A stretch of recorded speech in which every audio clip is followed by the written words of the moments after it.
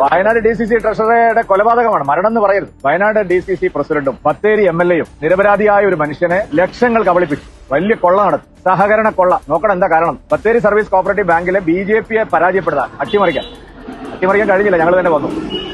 ലക്ഷങ്ങൾ കോഴ കൊടുത്തു. അവിടെ നടത്തിയ ക്രമക്കേടുകളാണ്, നിയമന കോഴയാണ്, ഭരണം അട്ടിമറിക്കാൻ നടത്തിയ കോഴയാണ്.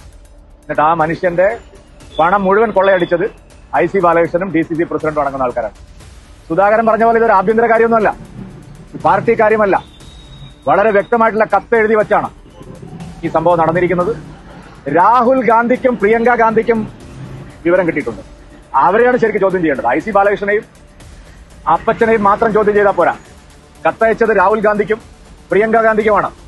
ഇടപെടണമെന്നാവശ്യപ്പെട്ടുകൊണ്ട് അദ്ദേഹം നടത്തിയ യാചനകളെല്ലാം രാഹുൽ ഗാന്ധിയും പ്രിയങ്ക ഗാന്ധിയും അതിനെ നിഷ്കരണം തള്ളിക്കളഞ്ഞു. ഒരു ധാർമ്മികതയുടെ അംശം ഉണ്ടായിരുന്നെങ്കിൽ രാഹുൽ ഗാന്ധിയും പ്രിയങ്ക ഗാന്ധിയും ഇതിൽ ഇടപെടുമായിരുന്നു. പ്രിയങ്ക ഗാന്ധി വയനാട് MP ആണ്, രാഹുൽ ഗാന്ധി നേരത്തെ MP ആണ്. ഈ ആളെ അറിയുന്ന, ഈ കുടുംബത്തെ അറിയുന്ന ആൾക്കാരാണ്. ദാരുണമായ ഈ ഒരു സംഭവത്തിൽ ഒരു മനസാക്ഷിയുമില്ല നിലപാടാണ് രാഹുൽ ഗാന്ധിയും പ്രിയങ്ക ഗാന്ധിയും എടുത്തത്. സുധാകരൻ പറയാണ് ഇതൊരു ആഭ്യന്തര കാര്യമാണ്. ഇത് ആഭ്യന്തര കാര്യമല്ല.